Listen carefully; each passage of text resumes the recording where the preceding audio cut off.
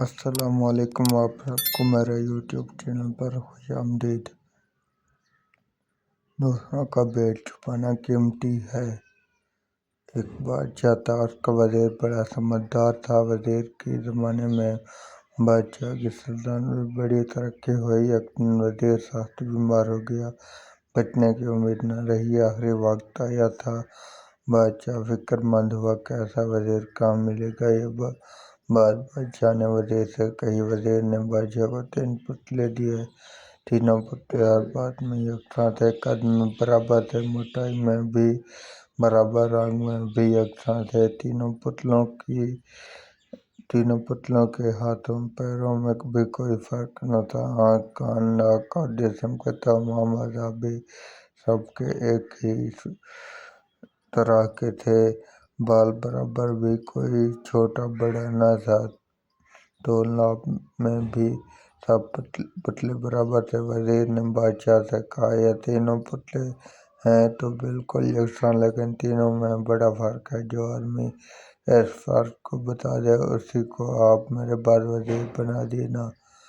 اس کے بعد وزیر نے بادشاہ کے کان میں بتایا کہ تینوں پتلوں میں کیا فرق ہے۔ وزیر کے مرنے کے بعد بادشاہ نے اعلان کر دیا کہ جو ان پتلوں میں فرق بتائے گا، اسی کو وزیر بنایا جائے گا۔ وزیر بننے کی لالچ میں لوگ دوڑ پڑے۔ لوگ آتے اور بالوں کو دیکھتے، پتلوں کو ناپ تول کرتے، رنگ روپ جانتے، لیکن فرق نہ پاتے تو پریشان ہو کر واپس چلے جاتے۔ اس طرح بعض دن گزر گئے، کوئی پتلوں کو پرکھ نہ سکا۔ اب دیکھیے اللہ کی قدرت، وہ جسے چاہتا ہے عزت دیتا ہے اور جسے چاہتا ہے ذلیل کرتا ہے۔ اللہ تعالیٰ جس کا مرتبہ بڑھانا چاہتا ہے اس کو سمجھ بوجھ دیتا ہے۔ ایسا آدمی بڑی مشکل بات کو بھی آسانی سے سمجھ لیتا ہے۔ ایک دن ایسا ہوا کہ ایک آدمی ادھر آ نکلا۔ بادشاہ کا اعلان وہ بھی سن چکا تھا۔ اس نے پتلوں کو تولا، تینوں پتلے برابر نکلے۔ اب اس نے انہیں ناپا، ہاتھ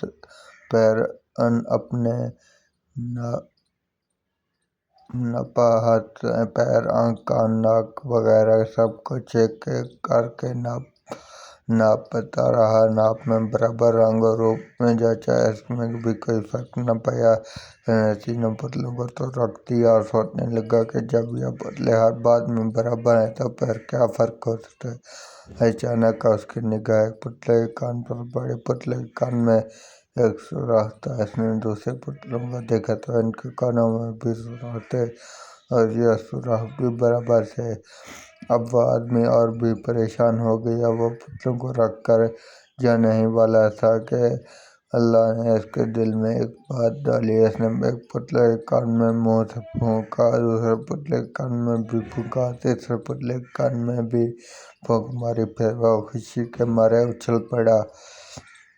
اس نے پہرےداروں سے کہا کہ میں سمجھ گیا ہوں ان پتلوں میں کیا فرق ہے۔ پہرے دار دوڑتے ہوئے بادشاہ کے پاس گئے۔ بادشاہ نے جھٹ دربار لگانے کا حکم دیا اور اس آدمی کو بلوایا۔ دوسرے لوگوں کو معلوم ہوا کہ ایک آدمی ان پتلوں کا فرق بتائے گا تو بہت سے لوگ بھی ساتھ چلے گئے۔ بادشاہ کا حکم پا کر اس آدمی نے ایک پتلا اٹھایا، اس کے کان میں منہ سے پھونکا اور بتایا، حضور یہ پتلا تینوں پتلوں میں اول نمبر کا ہے، بڑا ہی قیمتی ہے۔ اگر اسے ہیروں سے تولا جائے تو بھی اس کی قیمت کم ہے۔ بادشاہ نے پوچھا، اس پتلے میں کیا اچائی ہے؟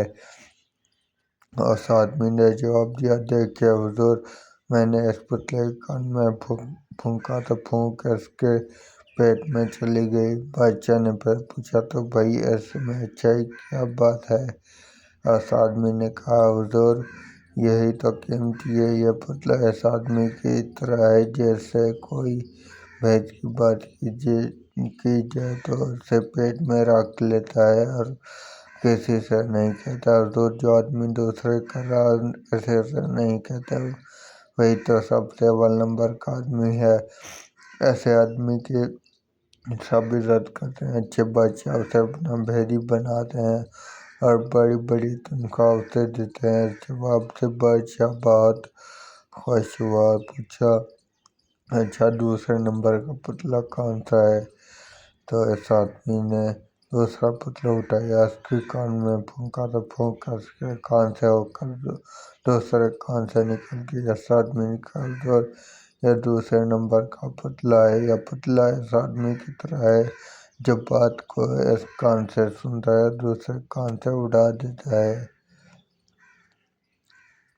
ایسے آدمی سے نہ نقصان کا ڈر ہوتا ہے نہ کوئی فائدہ ہوتا ہے۔ اس کو کسی کام پر لگا تو یہ تیلی کی بیل کی طرح لگا رہتا ہے، اس کی کوئی قیمت مقرر نہیں، جو چاہے دے دو، اس کے لیے بہت ہے۔ بادشاہ اس جواب سے بھی بہت خوش ہوا اور پوچھا، اچھا اب تیسرے پتلے کے بارے میں بتاؤ کہ اس میں کیا بات ہے؟ اس آدمی نے تیسرا پتلا اٹھایا اور اس کے کان میں پھونکا، پھونک اس کے کان میں سے ہوتی ہوئی منہ میں سے نکل گئی۔ آدمی نے کہا، حضور یہ پتلا 2 کوڑی کا بھی نہیں، یہ پتلا ایسا خراب آدمی کی طرح ہے جیسے کوئی بھید کی بات جائے تو جھٹ دوسروں سے کہہ دیتا ہے، جہاں کوئی بات سنتا ہے بس بے جانے پر کہ اور ہر ایک سے کہتا رہتا ہے۔ ایسا آدمی جھگڑے کی جڑ ہوتا ہے۔ ایسے آدمی کو لوگ اگر بھیدی بنائیں تو وہ بھید کو چھپا نہیں سکتا اور پھر اسے بڑا نقصان ہوتا ہے، ایک کو دوسرے سے اڑا دیتا ہے، کسی کی عزت اور آبرو کا اسے ذرا بھی دھیان نہیں رہتا۔ بادشاہ اس جواب سے بڑا ہی خوش ہوا۔ بادشاہ نے اس آدمی سے پوچھا، میاں یہ بتاؤ تمہاری سمجھ میں یہ بات کیسے آ گئی؟ بڑے سے بڑے سمجھدار لوگوں نے ان پتلوں کو دیکھا جن کا پرکھا کوئی نہ سمجھ سکا، تم نے کیسے سمجھ لیا؟ اس آدمی نے کہا، حضور یہ سب کچھ اللہ کی طرف سے ہوتا ہے، اگر وہ کسی کے دل میں نہ ڈالے تو پھر کچھ نہیں کر سکتا۔ اور آپ مجھ سے پوچھتے ہیں تو میں کس طرح یہ بات میری سمجھ میں آ گئی کہ حضور اچھی بات یہ ہے کہ میں بھی ان پتلوں کو جانتے پرکھتے پریشان ہو گیا تھا، رونے رکھ کر جانے ہی والا تھا کہ اچانک مجھے حضرت انس رضی اللہ تعالیٰ عنہ کے بچپن کی ایک بات یاد آ گئی، پھر پتلوں کا بھید سمجھنا اللہ تعالیٰ نے میرے لیے آسان کر دیا۔ بادشاہ نے کہا، وہ کیا؟ اس آدمی نے بتایا کہ ایک بار حضرت انس رضی اللہ تعالیٰ عنہ لڑکوں کے ساتھ کھیل رہے تھے، اتنے میں آپ صلی اللہ علیہ وسلم تشریف لائے اور انہیں سلام کیا۔ پھر آپ صلی اللہ علیہ وسلم نے حضرت انس رضی اللہ تعالیٰ عنہ کو کسی ضرورت سے بھیجا۔ حضرت انس رضی اللہ تعالیٰ عنہ کو اس کام میں بہت زیادہ وقت لگا۔ پھر جب وہ اپنی والدہ کے پاس گئے تو والدہ نے کہا کہ اتنی دیر کہاں رہے؟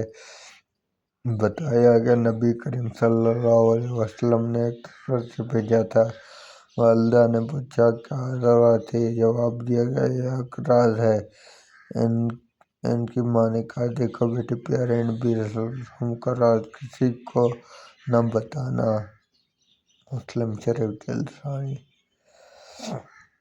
حضرت انس رضی اللہ تعالیٰ عنہ کی یہ بات سنا کر اس آدمی نے بادشاہ سے کہا، حضور جب میں نے یہ بات پڑھی تب اس سے میں سمجھتا ہوں کہ بھید کو چھپانا ہی بڑا قیمتی بات ہے اور بھید کو کھول دینا 2 کوڑی کی بات ہے۔ مجھے یہی بات یاد ہے کہ اور پھر اللہ تعالیٰ نے میرے لیے ان پتلوں کا سمجھنا آسان کر دیا۔ بادشاہ نے کہا، سچ میں پتلوں میں یہی فرق ہے۔ اس کے بعد بادشاہ نے اس آدمی کو اپنا وزیر بنا لیا۔